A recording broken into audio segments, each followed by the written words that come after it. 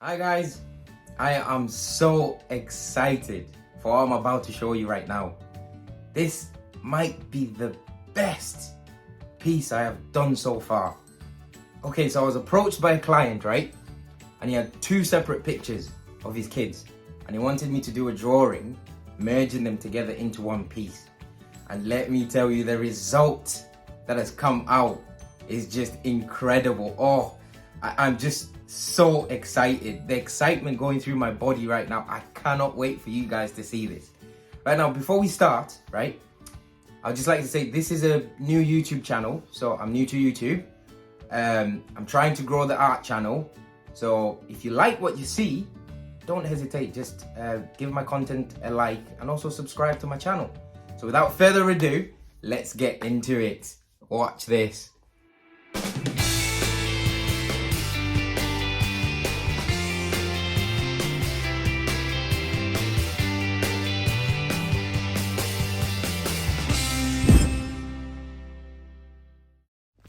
Okay, here we go, guys. All right, I'm going to talk you through everything that I did in this drawing. So as you can see there, with every drawing that I do, I always start off with the eyes.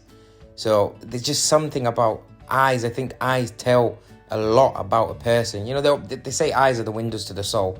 So I like to start off drawing the eyes and then, you know, for some reason, for me, I then enjoy the piece a lot more as it goes on.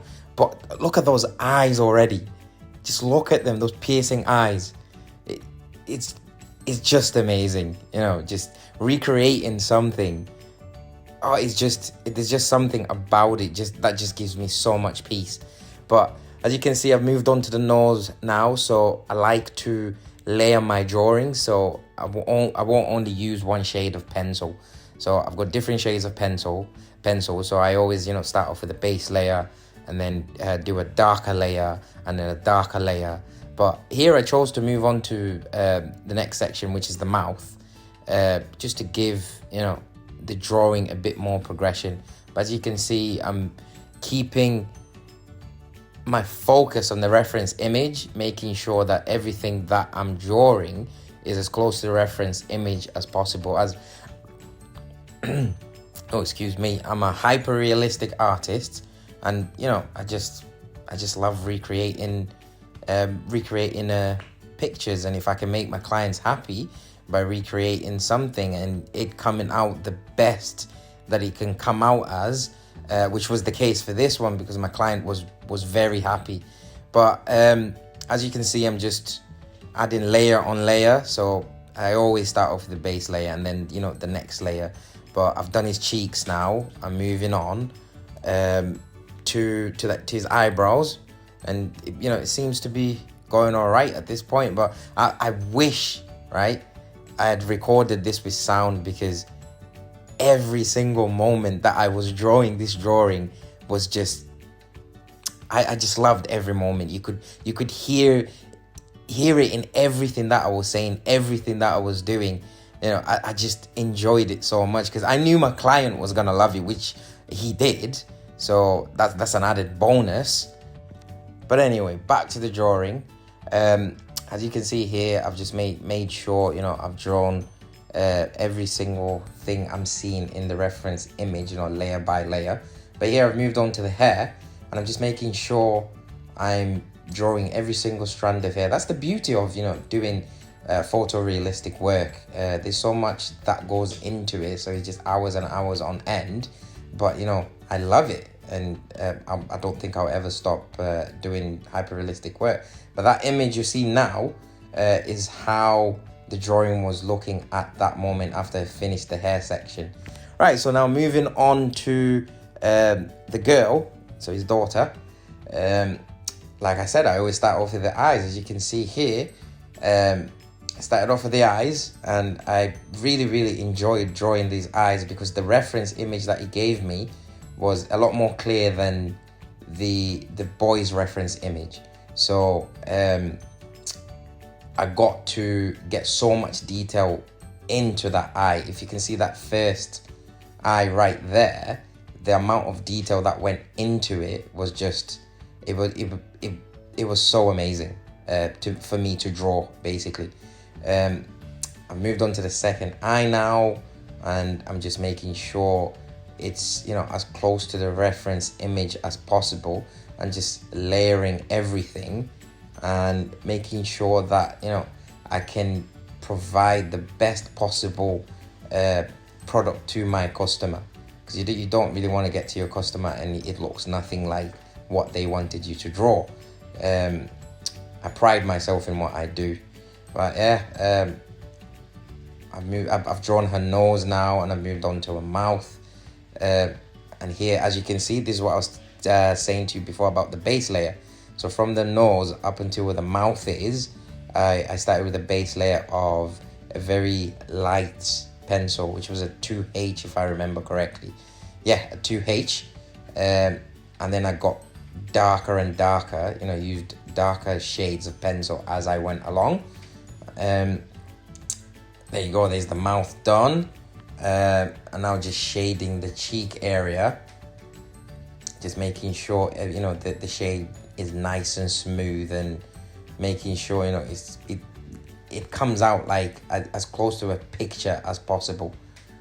Some people might not like photorealistic work, but I love it. Just knowing the time and effort that I put into this is just giving me great joy. And the reaction that I got from my client as well just, made my day. It made it all worthwhile. I've done the eyebrow there now, as you can see. You might have seen me do a flashlight there. It's just because the room went dark a bit and I couldn't see what I was doing. That's why I got my phone torch and put it on there so I can see, a bit better. But yeah, it's progressing along very nicely.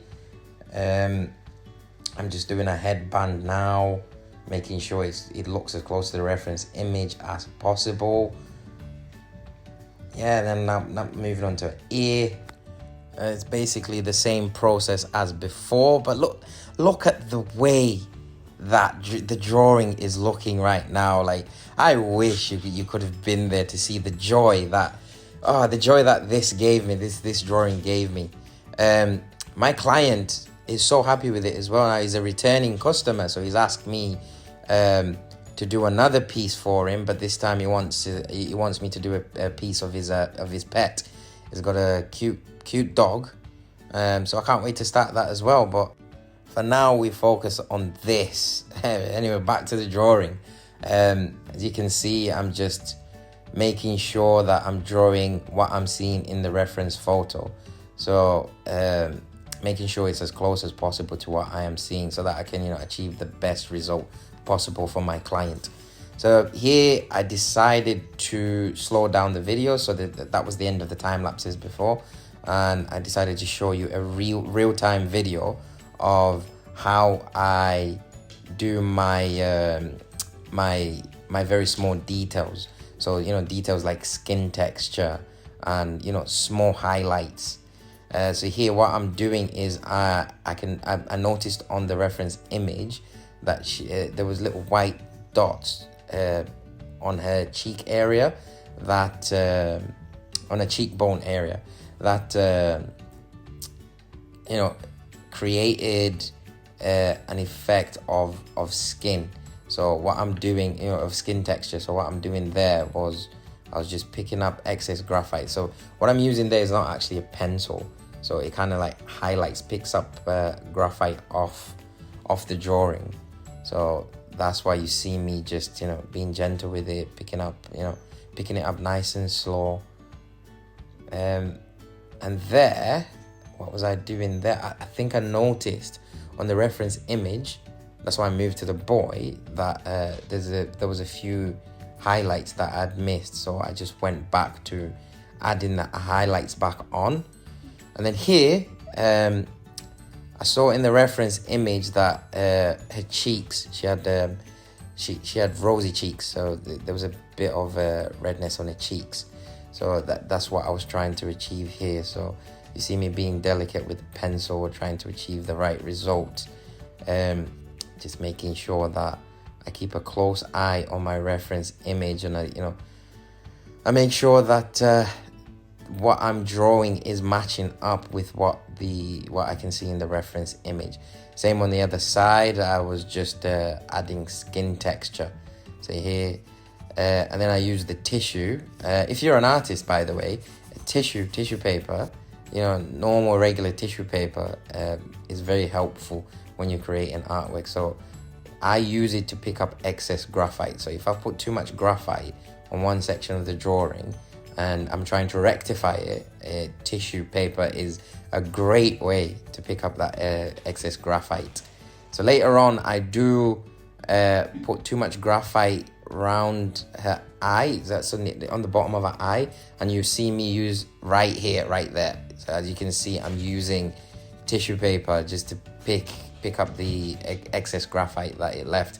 Then after that, as you can see, it's not as dark as it was before. So it's a great tool.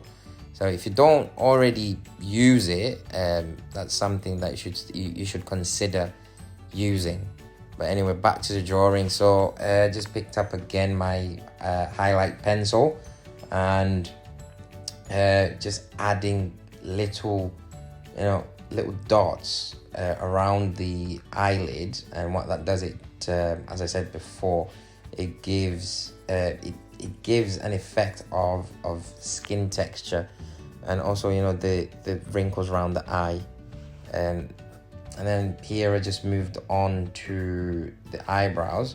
So I noticed in the reference image that there was very minute, tiny thin hairs, very light, not as dark as the rest of the eyebrow. So this is what I'm just trying to get in. That's another thing about my work, because I go in such detail and the camera that I've got is not a very good camera.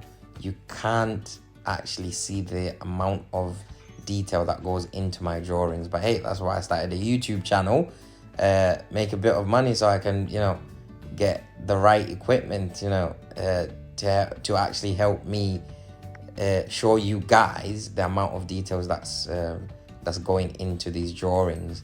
If you actually saw the drawings in person, you'd actually see the amount of detail that goes into these drawings. But this camera doesn't do my work justice.